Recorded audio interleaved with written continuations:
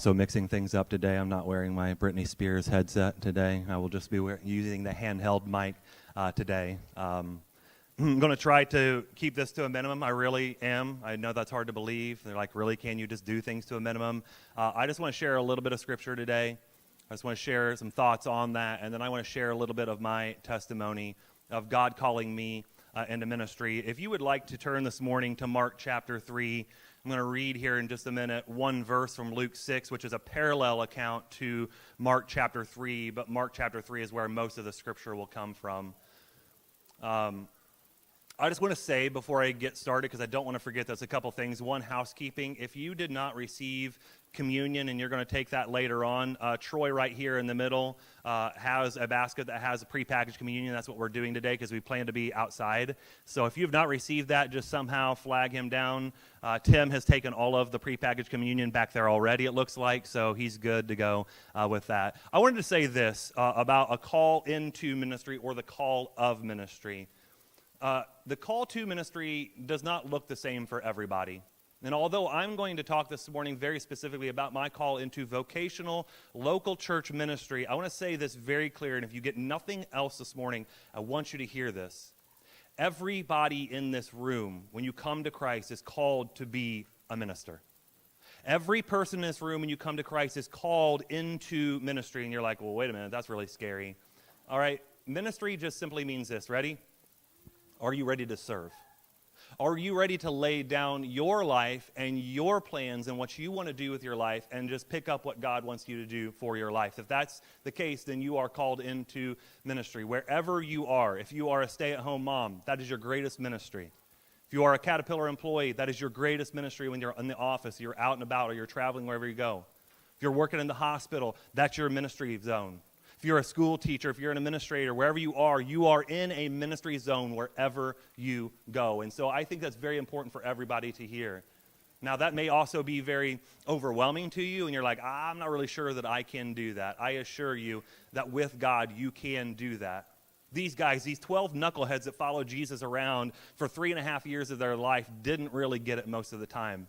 But the closer they drew to Jesus, the more they became certain about their call to minister for Jesus. And so the story this morning is exactly what the title up there says, that we follow God when and where he calls. And by the way, that is not always and rarely is it easy.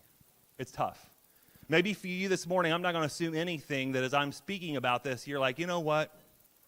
I do actually feel like that God has been tugging on my heart for some time now, and he's been calling me into a different form of ministry. Maybe my years as a Caterpillar employee are coming to an end, and you know that, but you don't want to admit that. Because, again, it's really hard to give up what we think our plan is and to surrender to what God's plan is for our life. And whatever it is, again, in a room of this many people, there's got to be somebody in here that's like, you know what, God is wanting to use me in a different way. Maybe you have never in your life, maybe never in being a part of this church, have you given over to yourself to just serve and to volunteer somewhere in the church, and you, for a period of weeks and months now, have been like, I know I need to do that, but I have no idea how to do that. Well, maybe today is a day that you just ask God about that. You allow God to lead you into whatever that ministry is for you. His heart, your heart is his. I want to read this scripture this morning. Like I said, it's going to be up there on the front screen, but I encourage you, please grab a Bible. Please open it up to that. Please open your device. Luke chapter 6, verse 12 says this, and this is very, very important what Jesus does. Jesus at this point is well into his ministry. He is actually on the backside of his ministry. So this doesn't happen at the beginning. He doesn't call these 12 guys to be apostles. All right? And that's a very specific and a very special word. The apostle simply meant that these guys were going to be sent to do ministry for Jesus, but also, secondly, they had been with Jesus since the very beginning. There were only a few people who were with Jesus from the very beginning that he was going to send out to do ministry in his name. And it says at this point in Jesus' ministry, on the backside of Jesus' ministry, one day, soon afterward, Jesus went up on a mountain to pray. We've talked about this continuously. At every big watershed moment in Jesus' life and ministry, what did Jesus do? He prayed. And he prayed. And it says he prayed out to God all night. Now, I know, I'm just going to admit, when I hear phrases like that in the Bible, I'm like, that frankly scares me. All night. I know that what I would do if I prayed all night. What would you guys do? What would I do if I pray all night? I do it. I pray most nights when my head hits the pillow, and then about 5 seconds later, I'm waking up in the morning. I'm like, what was that prayer that I was praying? All right? Jesus prays to his Father all night, and here is what I think, because what comes next tells us what was Jesus praying about. Now, he could have been praying about a number of things, and there may have been other things that Jesus was praying about, but I believe the number one thing he was praying is, Father, who do you want me to call alongside of me to do ministry? And it says, afterward, Jesus called out to the ones he wanted to go with him. Now, I think if you're reading the New International Version, it says, and I like this translation, it says, he called out the ones he wanted to be with him. That really is the technical phrase there. That is the technical definition of what Jesus is doing, calling out 12 individuals to come and be with him. Now, we don't get the call of every single disciple in Scripture. We get about a handful, maybe a little bit more of those, of individual moments where Jesus called to them. Peter, Andrew, James, and John on the Sea of Galilee, they're fishermen, right? And Jesus changes their life. He says, drop those nets and come and follow me, and I will make you fishers of men. And what do? They drop them, and they follow him in their life. Matthew, we get his account, don't we? He's sitting at the tax collector booth, and Jesus comes up. It's seemingly out of nowhere. Now, again, I don't believe it was out of nowhere. I believe they've crossed paths before. I believe Matthew's heard and listened to Jesus a ton in his life, but he sits at that tax collector's booth, and Jesus says, Matthew, I want you to follow me, and he leaves a very lucrative career behind. So again, if you're sitting there this morning, you're like, man, I cannot give up the 6 figures that I'm making to go make peanuts doing ministry. Matthew did it.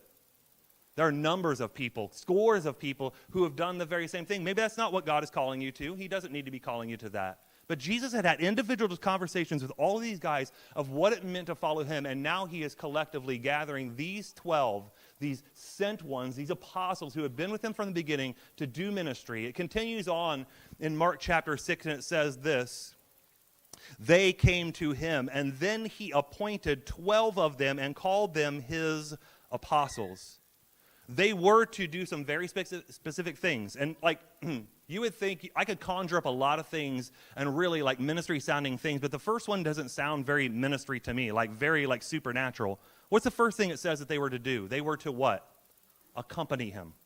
What does that mean? Again, just be there. Just be with him, to follow him around and continue to do ministry. They were to accompany him, and he would send them out to preach, giving them authority to cast out demons. Now, I want to just lean into this for just a minute, and it's not really rocket science. Nothing that I'm going to say right now is rocket science based on these verses right here. Guys, the best preparation for any of us who are sitting in this room this morning, God is calling us to ministry if you are in him. The best preparation for doing the work of God is to know him and to be with Jesus. Again, that's what we see right here in these verses. Just a few verses. We want to know Jesus, and we want to draw closer to him and be with Jesus. If you try, and I'm telling you from personal experience, if you ever try in your life to do anything absent of Jesus and the Holy Spirit in your life, guess what? Fail. It may succeed for a period of time, but it will ultimately fail, and fail massively. All right? So the best preparation for doing the work of God is to know Jesus and to be with Jesus. In fact, someone has said it this way, to serve Christ, we must first be with Christ. Guys, we hit on this a lot. There is nothing that you can do in your life aside from a devotional life with Jesus through the power of the Spirit. Allowing Jesus and the Spirit to guide you in your life. That means that you need to be covered and bathed in prayer. That means you need to be in God's Word. That means you need to be around God's people. All of those are part of a devotional life with Christ.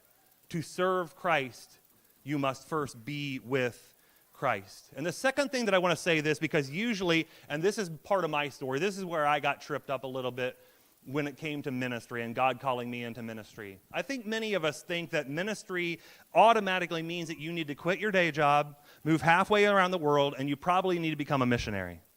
I grew up in church. I'm going to start to seg a little bit into my story. I grew up in church from the earliest days. I mean, seriously, 5 years old, I remember my church was a block down the alley from my house. I spent every waking moment that I could at the church. And I couldn't tell you countless sermons, countless conferences, countless speakers tell me, you should give your life to go into full-time ministry. And you know what I did as a little rugrat sitting in that seat? I'm not going into ministry.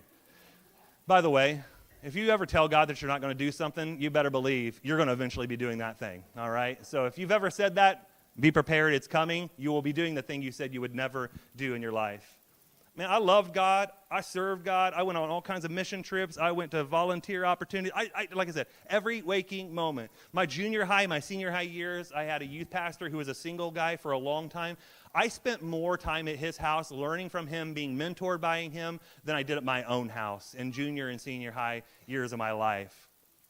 And yet I graduated from high school, and I had no desire whatsoever to be in full-time local church ministry. I had no desire to be a missionary. I had no desire to really think about ministry in the way that I do today. Again, not that it has to involve being in the local church and doing what I do and standing up here, but I didn't understand the fullness of ministry and what that meant.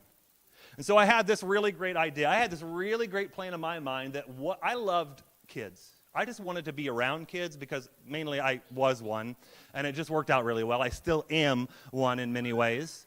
But I just wanted to serve kids, and I wanted to serve families. And so I said, from about sophomore year of high school, I want to be a pediatrician.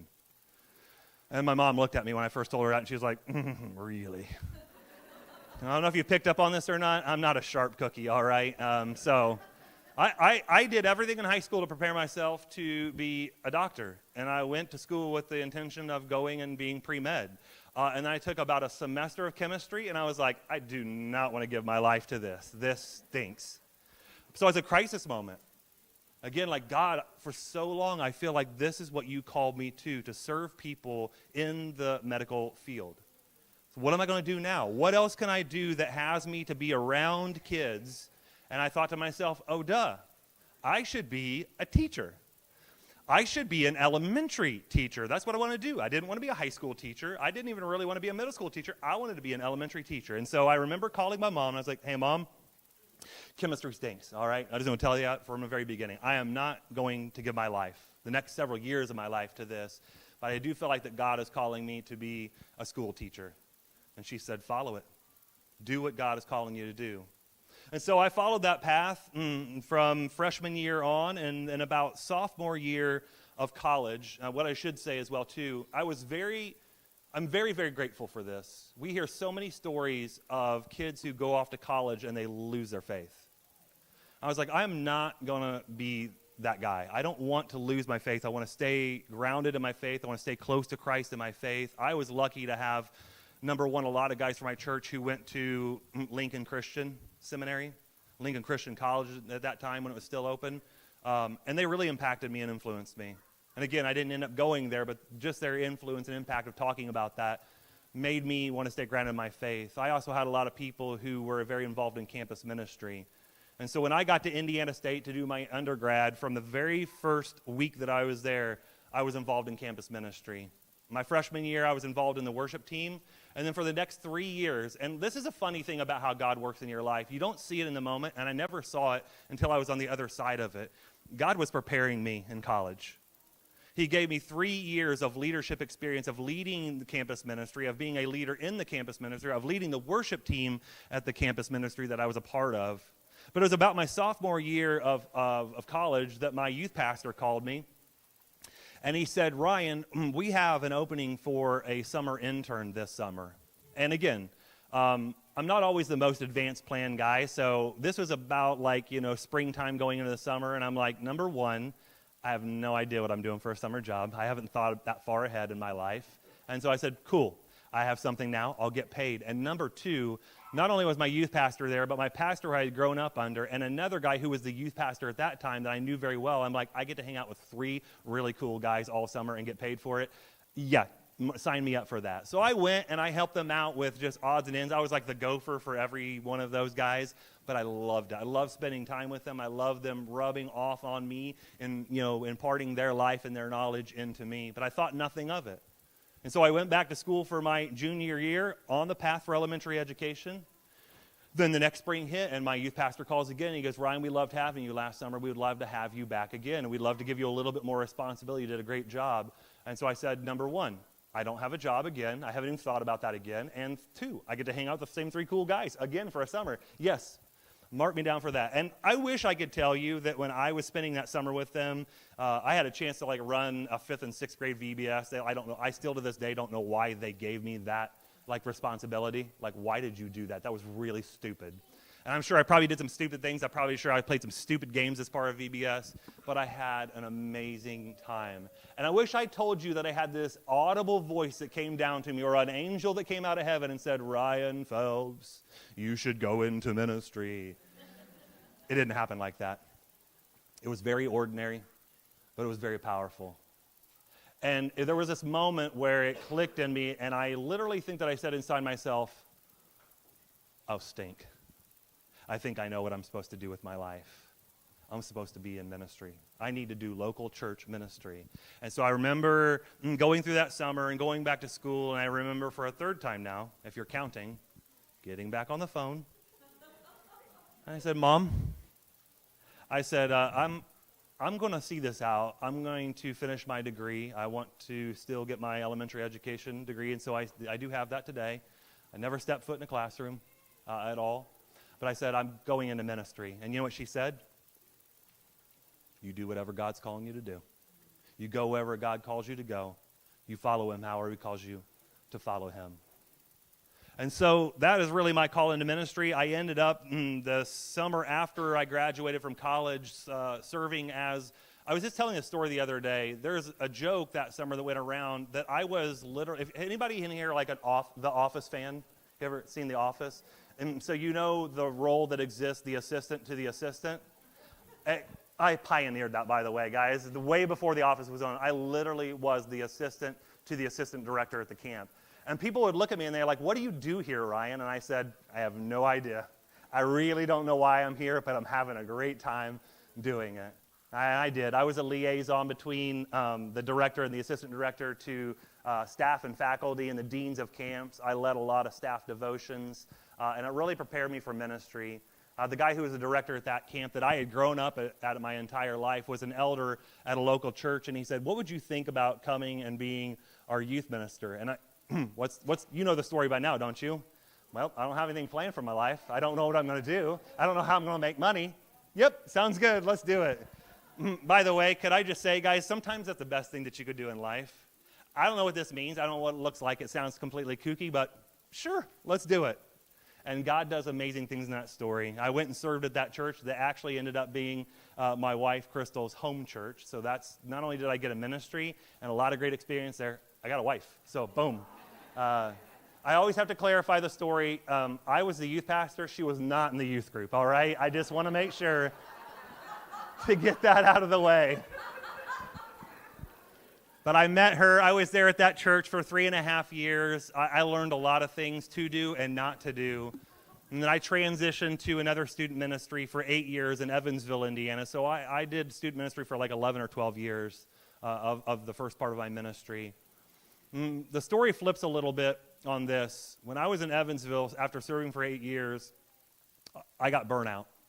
I know what burnout means. I didn't just get burnout, I got burnt at this church. And so I recognized that I was taking that out of my family, and that was not good. So I walked away from that position. I told them I resign. I need to be here for my family. But I'm at a crisis moment again, aren't I? What do I do now? If you didn't know this, church pastors don't necessarily have a whole lot of marketable skills. You can talk really well. So I thought maybe I could be a salesman. I had a guy at my last church. He said, Ryan, if you weren't in ministry and a pastor, you could sell ice water to an Eskimo, is what he said. You could just do that. So I was convinced, and I told God, I said, I'm done with ministry. I've given you 11, 12 years of my life. I didn't want to do this anyways. And I got really hurt. My family got really hurt. And I said, I'm done. And this is where I think this is the neatest part of my story. People always ask me, because obviously I ended back in ministry, how did that happen, Ryan? You know how that happened? 3 months in a Toyota factory, of all places. I had never in my life, this is really sad to admit, but I'm not really sure to that point in my life I had ever had dirt under my fingernails, all right? And here I am in the middle of a Toyota factory. And I thought nothing of it. Again, I'm just trying to survive. I'm just trying to survive for my family. I'm trying to pay bills. But after I got done with that 3 months, and people asked me, I remember coming home, the day that I came home, and something clicked in me, and I was like, number one, I'm tired of being a zombie every weekend. I cannot do this life, but God is calling me back. God is calling me back into ministry. And I remember the day that I went home, and I told Crystal, hey, babe, God has called me to go back into church ministry. And she says, oh, gosh, thank goodness, because I'm tired of you working in that factory. Also, I told you, don't ever tell God you won't do anything, because I remember being in student ministry and saying, I will never be a pastor. I will never stand up on that stage and preach sermons. And yet, here I stand today. That factory changed my life. It changed my life because probably for the first time in a long time, after 8 years of being in Evansville, I actually saw people. I saw people for who they were. I saw people for what they were going through in their lives. And lo and behold, without me knowing, because again, like I said, the light bulb isn't always very bright up here, all right? It's awfully dim most of the time. I had a young guy, and I actually just called him a kid because he was that. He was in his early 20s, best mid-20s, who was my welder right next to me on the line. And if you think your life is a hot mess, this was like Hot Mess Express times 2 that this guy was in. He wasn't married. He had a child, a new baby, and he was just trying to figure out life. Almost every single night that I would go to quote-unquote lunch break, he would seek me out. We would just sit and talk. We'd sit and talk in the line. When the machines were down, we would sit and talk. And afterwards, again, I didn't get it, but I got, that was me doing ministry. That's what ministry looks like. Being present for people when they really need you, when they are in their crisis moments of life. And so people ask, what was it? It was that 3 months in the most unlikely place that I could ever imagine that God awakened to me ministry. And again, had a little laugh at the end because I said, by the way, you're going to go up there and you're going to just talk a whole lot. And I was like, all right, I'll do that. And here I am all these years later, over 20 years in ministry, a lot of different experiences, ups and downs and everything in between. And I could not think of anything else that I could and would want to give my life to. Somebody asked me the other day, have you ever thought about quitting? Oh, yes, I did. I did quit. And almost every single week it's called Monday that you want to quit. Because the week before and the Sunday that you have and some of the stuff that you deal with. But man, I remember very well. Some people ask, what is it that takes you back to kind of the core of what you do? And I was ordained when I came into ministry by my home church, by people who had seen me growing up, and I really respected them. And they said, we see something in your life that God's calling you to. That's the day that I always go back to. That I know that God has called me, that people saw in me and called in me, and people, scores of people over 20 years of ministry who have called out things in me, encouraged me in ways that I don't deserve to be encouraged in, and that's just God talking. Just keep going. Just keep going. Guys, I'm telling you, it does not have to be up here on a stage. It doesn't have to be anything that what you think ministry looks like. You are a minister. You can be a minister for God's word and the gospel. This world desperately needs it, and so I'm asking you this morning to get in the game. You don't have to go halfway across the world. You don't have to know a lot of stuff. You just have to be willing to open your hands. God doesn't need all of his followers to be ministers in the local church, to be missionaries halfway across the world. He calls a few to equip the many, and that's the thing that I've learned in ministry. Ephesians chapter 4 tells that God has given to the church so many different people. One of those are pastors and teachers. But the pastors and teachers' job is to equip all of the church to do the work of ministry. That's what this morning is about. That's what the church is about, for all of us to pull together and to pull in one direction to do ministry for the gospel of Jesus Christ for the sake of this world. That's why CCC exists. That's why I'm here. And I hope that we continue to pull together for a really, really long time, for years to come. I'm going to shut up. I told you I don't know what I did that in. What was that, guys? That was a good 20 minutes or so, 25 minutes.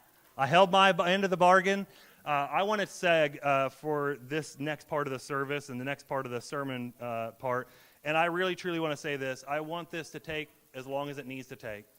If you are in a hurry and you really need to get somewhere and you've got an appointment, you're welcome to just fizzle out at some point if you want to. But this is what I'm really excited about this morning, is a chance for us to celebrate the ministry of Andrea. And so Andrea and Michael and Gabriel, and you're back there, and you're going to probably want to come forward at some point. So whenever you want to come up here. So what we want to do is just have an open mic time. I feel like we've done like a lot of little mini share services lately, and I'm loving it. I love for people to just be able to share what God has done in their life. But specifically this morning, speaking to Michael and Andrea and the effect, the impact that they've had on your life. Now, we're going to start off with, there are a couple of people who I asked who weren't able to be here, that they recorded something for Andrea, so we're going to play that. Denise is going to lead us off here in just a minute with a short little just greeting to open up. And then I'm just going to turn everything over to you guys. This mic is here. It's an open mic. You guys come up and you share your heart with Michael and Andrea about what their family has meant to you over the last 8 years here at Chillicothe Christian Church. But like I said, before we get rolling with that, Olson, could you roll that video of Denise for me? Hello, Andrea and Michael.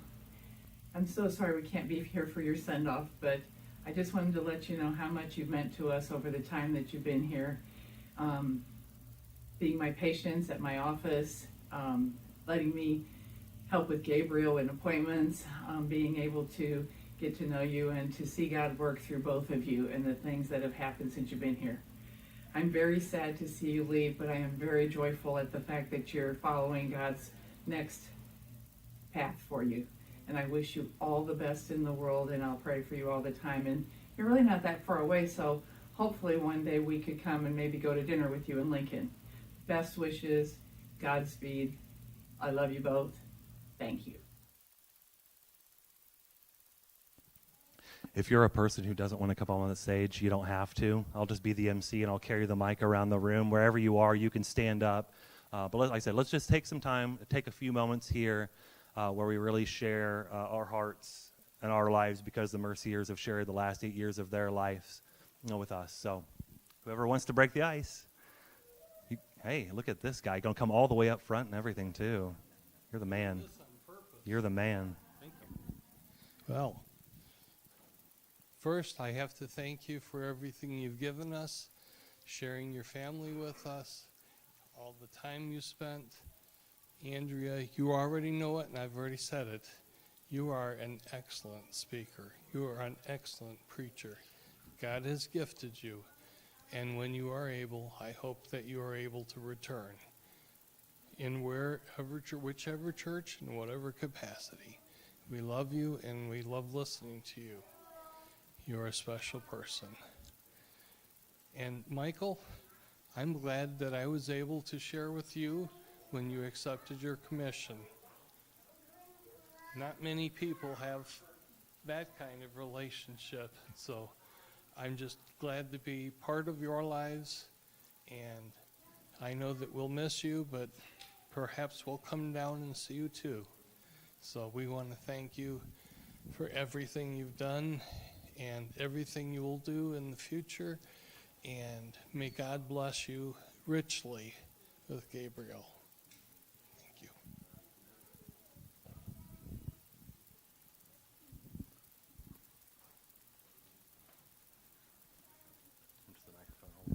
You're doing a great job. So I actually wrote something, but I'm going to totally go off script here. So just listening to Ryan today, I mean, could he have described anybody more than Andrea and Michael, following your calling and trusting when you don't know where it's going? A lot of you guys don't know, about 6 years ago we started coming to this church. Andrea was one of the first people we met at this church and went out of her way to sit with us and go get coffee with me and just talk about where we were with our lives, with our kids, with the ever-changing things that were going on. And I will never forget that, and it's a huge reason that we are here today. I know my kids will miss you guys. I'll miss getting pictures of Demi with her wonderful face to you. So, Michael, we're so glad over the last year that we've gotten the chance to know you better through our small group. But we're so happy for you guys to be able to do this and be with your family and do what you guys need to do.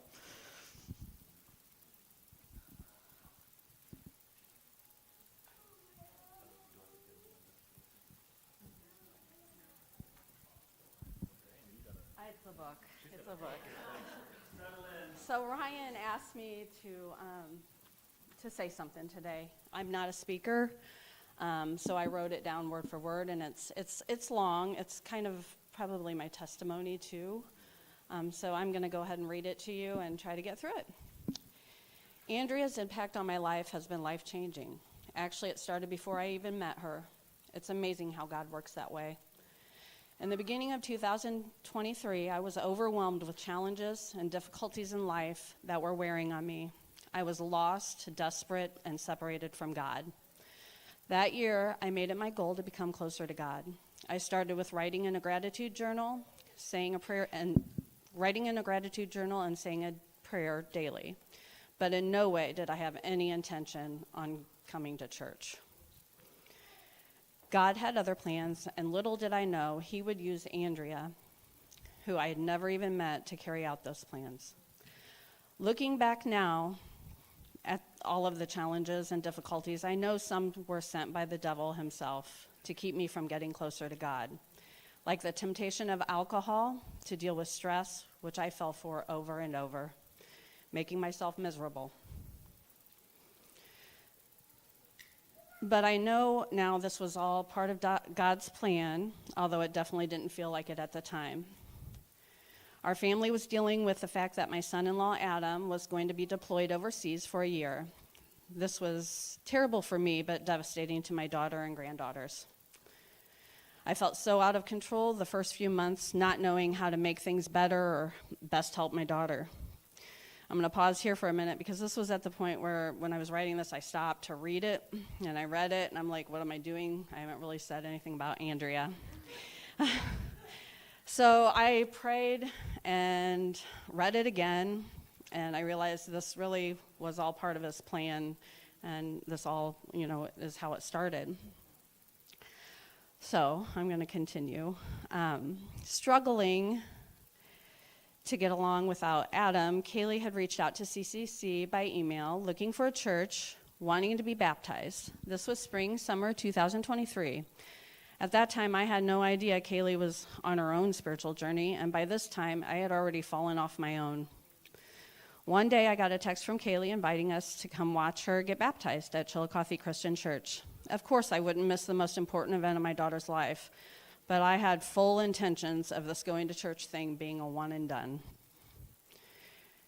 Side note, it was Andrea who responded to Kaylee's email, and it was Andrea who also baptized her. Now, a little fact about me is that I'm a professional people watcher. In new situations or in a big crowd, I don't have a lot of words, but I am watching and quickly forming an opinion. So that day, I sat down in my lawn chair at outdoor service and I watched. The very first person that caught my attention was Andrea, and she held it. To start off, she was wearing a t-shirt and shorts, which I loved, and wasn't expecting coming to church. She was zipping around here and there, getting things done. She had the smile on her face the whole time, and I could tell she really enjoyed what she was doing. I remember asking Kaylee who she was, and she said she was the associate pastor. So I kept watching her. Andrea got up in front of the church that day, and honestly, I can't remember the words she said. Something about the new pastor and that would be starting and about the upcoming baptisms. I really have no idea what her message was that day. But what I do remember is how welcoming she was. In that short time, her charismatic personality drew me, and I could tell she was fun, witty, approachable, loving, non-judgmental, and genuine. She had a big smile on her face, a joy that came from her heart that I couldn't explain but wanted for myself. A joy I now know is only obtained through a relationship with Jesus.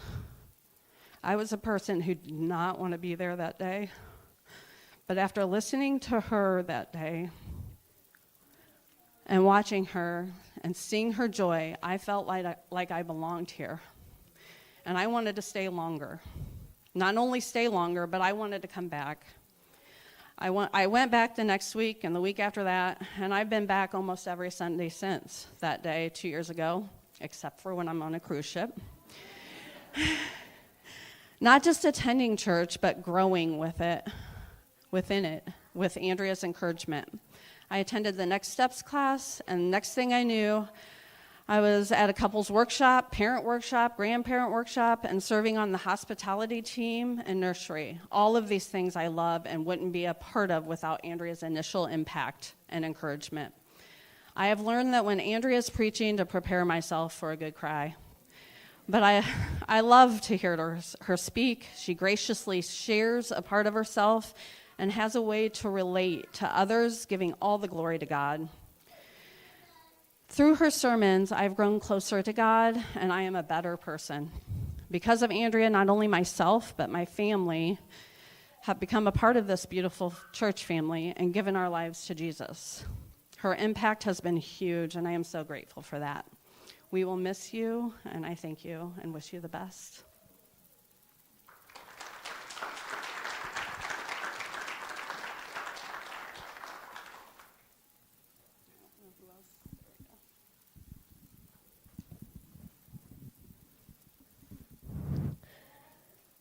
Thank you, Andrea, for that signed book. That will remind me of you when I read it to my kids. We will miss you, Andrea.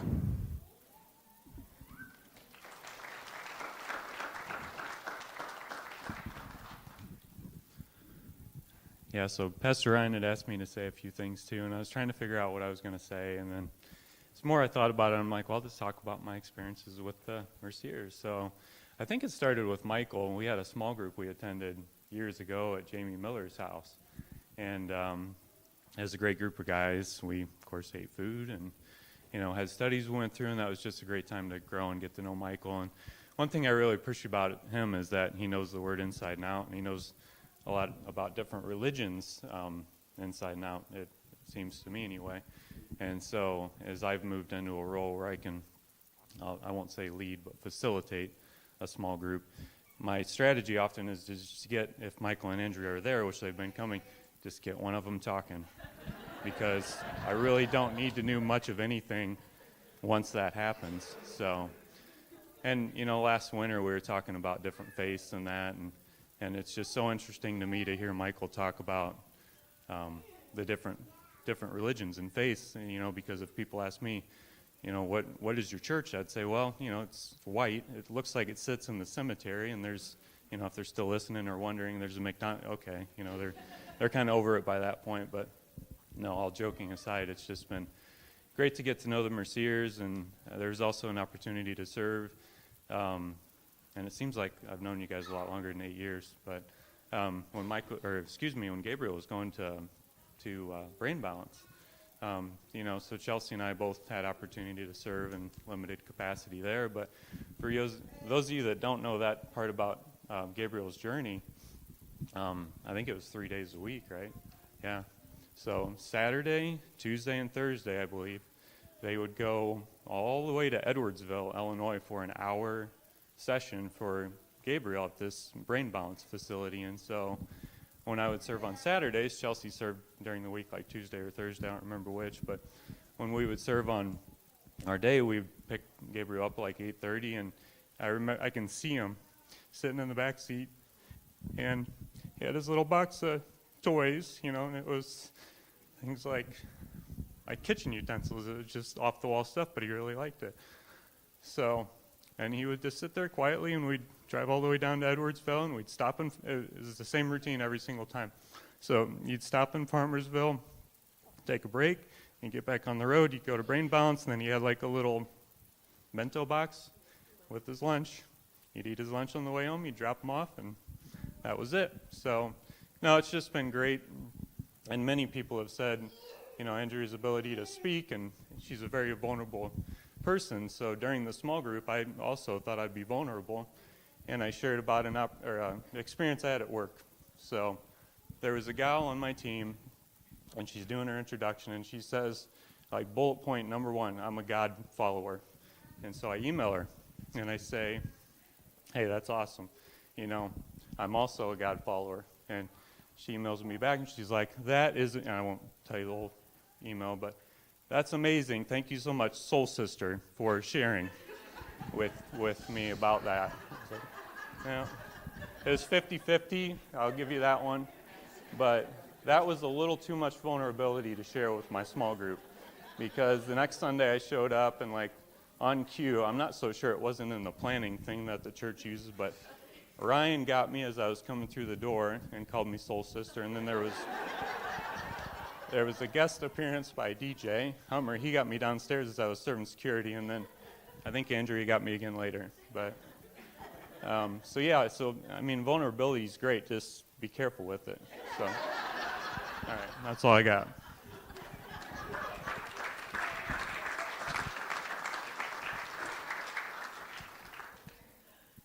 I just wanted to come up and say, I know I've only been here for 2 years, but getting to know you guys has been amazing, and I just thank you for everything.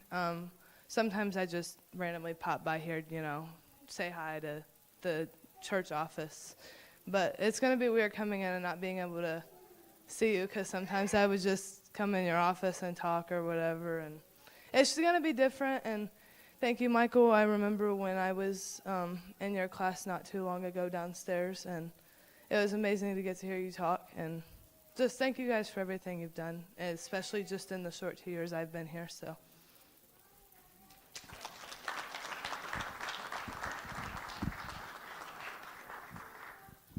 Well, Lucy kind of wrote me in to come up here. I don't know. I'm going to keep mine very brief so that I don't blubber up here forever.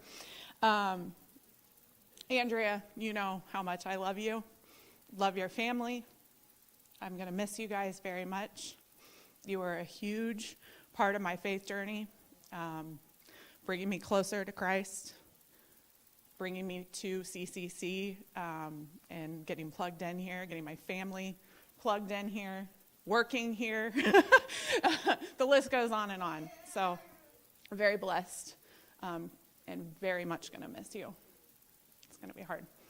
But Lucy wanted to share a little bit of something. So I know she wants to talk about your baptism. Is that correct? So she was actually baptized the same day as Kaylee. And that was a big memory for her. She was like, that was the same day I was baptized. And Andrea, of course, baptized her. So she has a little something she wants to share with you. I'm going to miss you badly, and I remember always walking in your office and saying hi to you and talking, and I remember Jackson always playing with you and talking to you about his Pokemon. Did you want to thank her? Thank you so much for helping my journey in Christ here, and we're all going to miss you very bad.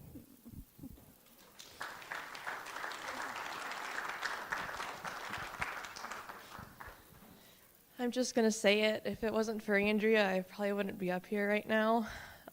She truly is a strong, wonderful, intelligent woman of God, and she works through everybody, and so does God. And she found me when I was in a moment of loss and uncertainty, and she watched me grow, and she baptized me, something I never thought I'd do. And if it wasn't for her, I probably wouldn't be here. I probably wouldn't be as far as I am right now. But she truly is an inspiration, and I'm so blessed to know her, and so are all of y'all.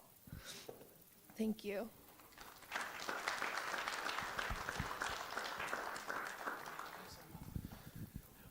I thought there was a line. I guess I made the line. So going along a little bit with what Jamie said. So 2020, most of us blocked it from our memory or just, had real bad amnesia. My wife and I were recording worship because we couldn't meet together for that time. And when the camera's going for that long, because we do a lot of music here, when the camera's going for that long, you kind of forget that it's running. You just are like, oh, it's just here. And you do and say things that I don't think I said anything I shouldn't have, but one week, Andrea reached out. She's like, hey, could I put together a blooper reel? And we were like, yeah, that's fine. And I don't remember everything that happened. I'm sure it's somewhere in the archive, but I do remember everybody laughing pretty good. So I also remember being very grateful for someone being willing to look for the good in the midst of what was a pretty hard time for everybody. It's very different to put together the thing that we call church without the people, and to do it separate. I mean, when we're sitting at home in our pajamas, that's kind of nice. But to have to get up, after work, sometimes we were recording till like 10, 11 at night. And so the strain and the effort that put on the rest of the people who did church, Pastor Bob, Andrea, all the other ministry staff that were here was a lot. But in the midst of that, she looked for something to share with everybody to help keep spirits up. So I remember that. And then the other thing I want to say was I volunteered a lot at the youth center, Chillicothe Crossword Cafe. Wow, how did I forget that? And I would be walking up and down the street afterwards, or just at random different times, and I would run into Michael and Gabriel, because Gabriel's a pretty active little guy. He needs to get out and move. I'm learning that now with mine. He's got to move too. And this wasn't, like Ryan said, an angel fell down and said something. This was just a normal, everyday interaction with a father who loved his son, who was out spending time in the community that they were in. And so, thank you both for being a part of the community, for sharing yourselves in a way that's very difficult to do. We recognize it, and we love you guys very much.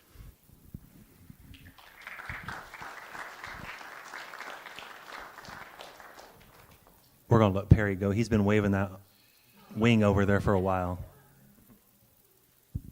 So I'm not very good at talking in a group, so yeah.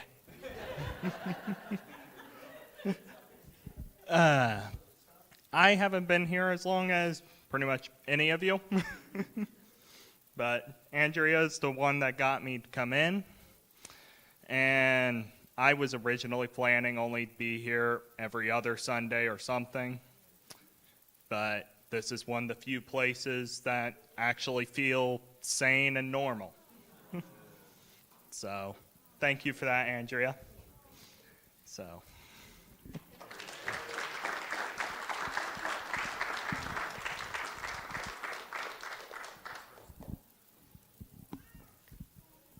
I'm Colleen, by the way. Andrea, we are so blessed that God put you here with us. And I think everyone agrees with that, and we're very sad that you're leaving. But God also made you a mom. And that is, every mom here can relate to this. You have the biggest heart, and that is one thing that this church is really going to miss, because you have been transparent and vulnerable and honest and improved my prayer life, and you have just really brought out the humanity of God in our lives, and I thank you for that. And your son needs you, and I am just so glad you stuck out with us as long as you did, because you have had to deal with so many broken hearts that most of us have no idea what you've been through. Having a child with a disability is just every day, 24/7. So I just want to let you know that we all appreciate everything you've been through. We have great compassion for you. You two are great parents, and I'm just so happy that you're going to all be able to be together. And I'm just sad for us that we're losing you here. So thank you very much.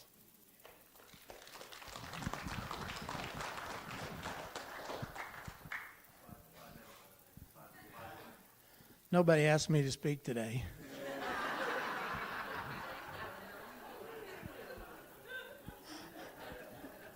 She's worried.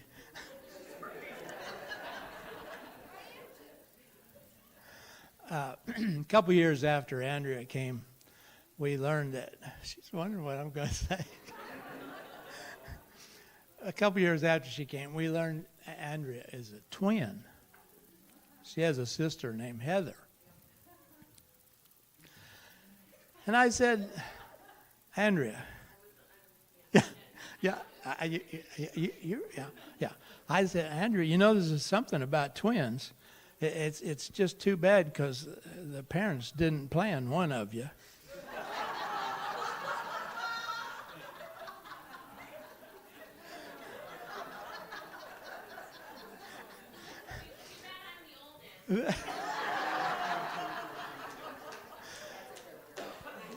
So I tried to console her about that parental problem and say, but we're glad you're at Chillicothe Christian. You're special, and we thank you for your service.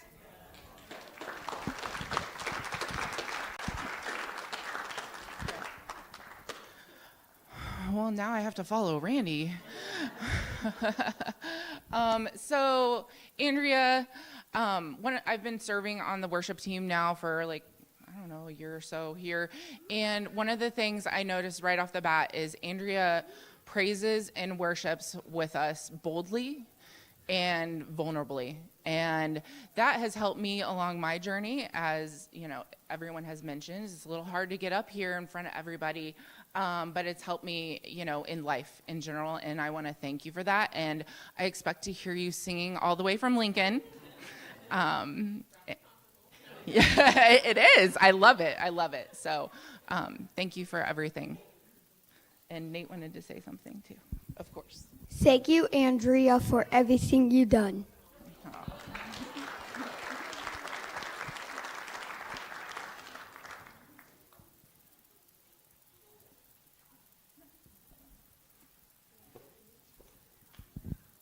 I want to thank you guys for helping my family walk through faith together, and for me being able to come to church hoping for something every day to walk through Christ with you guys. I am so happy that I've been able to work in the class with Gabriel and get to know him more. And I will always love being able to have the fact to know that I was able to help him walk through his journey with Christ and just be in the class with him.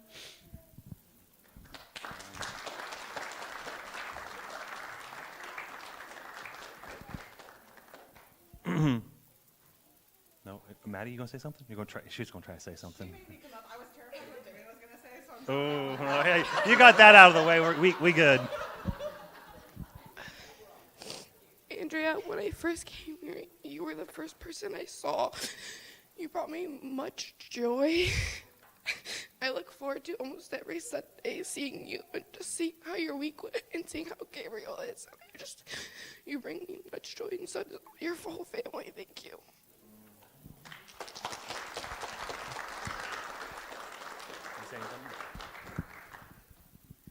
And Andrea, I just want to thank you for, Andrea and I had lunch. She was vulnerable with me. I was able to be vulnerable with her. I don't know if anybody's seen the movie, I Can Only Imagine. Bart Miller, his story, the lead singer of Mercy Me, and that was my exact childhood. The adulthood took a different path. I didn't marry my childhood sweetheart and become a lead singer, but with the exception of my dad did remarry, and so I had a blended family. But other than that, the childhood was exactly the same, and I was able to. Andrea was vulnerable with me, and I was able to be. She's a safe person to talk to, and I just want to thank you for your book publishing tips. And my husband and I really got to enjoy getting to know Michael too, and so they both have a little bit of a military background. So just thank you for everything. I'll never forget you.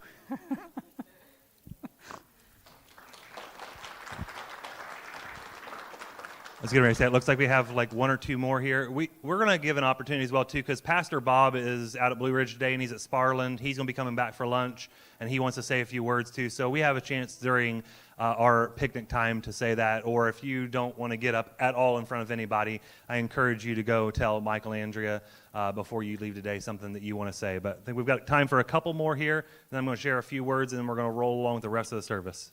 Go for it, girl. Hang on. Andrea, I just want to tell you thank you for helping us transition and the conversations we got to have at Nats. Those were meaningful, and I remember them. And your video buddy wants to say something. Thank you for all the videos that we got to have together, and I will miss you a lot. I personally want to see more videos, so if you could make some more wherever you are with whatever students you come in contact with, I would love that. You're very talented and creative.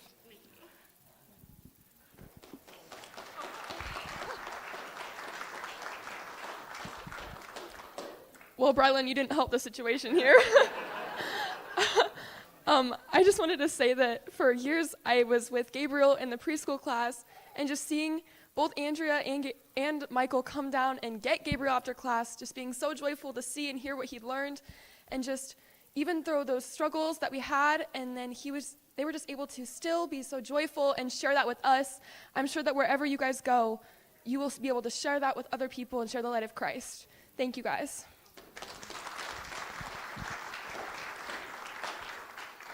I want to save my comments for the picnic time. I've got some things that I want to say to Andrea and Michael, but I want to say this because people have talked and addressed Michael, but I really appreciate Michael. He seems super quiet, but you get him going. He revs up pretty quick. I will remember from like the first point of coming to this church. This is a funny one. Michael was like, "Hey, you want to come see my baseball card collection?" And it took me back to like 6th grade. I'm like, "Dude, I am in 6th grade." And we just could not sync it up. And so finally, after time had passed, I got to go over and really just bond with Michael and talk with him about that card collection. And this is the kind of stuff that I get with Michael. He just sent this to me at like 10:30 this morning on Messenger. I said that he says, "At least you have the look to be a professional golfer or doctor if I don't do anything else in life." And then he sends me a meme of Top Gun, and it says, "Sales guy." And I mean, I'm serious. I would get these just random messages from Michael all the time, and every single time he would send them, it would make me smile. So I appreciate you, Michael. You are kind of, it's a flip script, right? You were in that role at once of being a lead pastor, and Andrea was a pastor's wife, and now it switched. And you're just a great support for Andrea. I know how much she loves you, loves her family, and how much you give Michael her strength and what she needs. So I'm going to say some few words later. I'm going to allow the worship team to come back up here. And what's going on? Oh, I am so sorry. I almost forgot Kaylee. Don't tell her I did that, guys. Okay. We're going to end about a 3-minute video from Kaylee, and then the worship team's going to come up here, and we're going to keep on rolling in the service. Go ahead. Hi, Andrea and Michael. Ryan asked me to do this send-off video for you guys since I won't be able to be at service on Sunday. And I just thought long and hard about what I would say to you guys and what I would want to say to you guys before you leave. And I just reflect a lot on the past 2 years with you guys here at CCC and how much your leadership has meant to our family, and just the overpour of love that you've been able to show us, and the kindness, and just taking us in and truly making us feel like family. I can't express how much we appreciate you and we love you. I remember sitting in my first sermon at CCC, and it was you, Andrea, speaking, and you spoke so clearly to me. I could just feel God in the room, and you just have such a special gift from him to be able to do that. And I'm so grateful that you've chosen to use that gift at CEC, because if you hadn't, I don't know if I would have gotten to where I am today. I'm grateful for the time I've spent with you in small group and the time that we've spent in our D group. I've really gotten to know you well, and I appreciate you always being so open and honest and just transparent with your walk. It has really helped me to be able to be a little more open and honest with others, and just recognizing that even though things aren't always good at all, God is always good. And I've heard you say that so many times. God's so good. God is so good. And it is so true. And you guys are also just so good. I'm so grateful that we know you and that you've loved us and that we get to love you. I can't wait to see what the future holds for your family. I'm excited for you to be able to adopt a child. That child's going to be so blessed by you guys. And I couldn't think of two better people to be able to do that and raise a child to hopefully know the Lord and love the Lord in the way that you guys do. I know when you go down there, even though you won't be in a leadership position necessarily, I can't wait to see all the lives, Andrea, that you touch, and Michael, that you touch as well. You guys are two of the greatest people that I have ever met, and I am not very good at saying goodbye to people, so I'm grateful to be doing this over video. But I will miss you guys so, so much. And Andrea, I will miss just being around you. You're such a light in this world, and your obedience and just the way you love is something that I look up to. And I am genuinely so grateful that I have gotten to know you and that I've gotten to be loved by you and discipled by you. I don't know that anyone could have done it quite the way you did. We love you guys very, very much, and we are so thankful to have spent our first 2 years at CCC with you, and we wish you the best, and we just want you to know that if you ever need anything, we're always here, and we're always praying for you, and we always love you.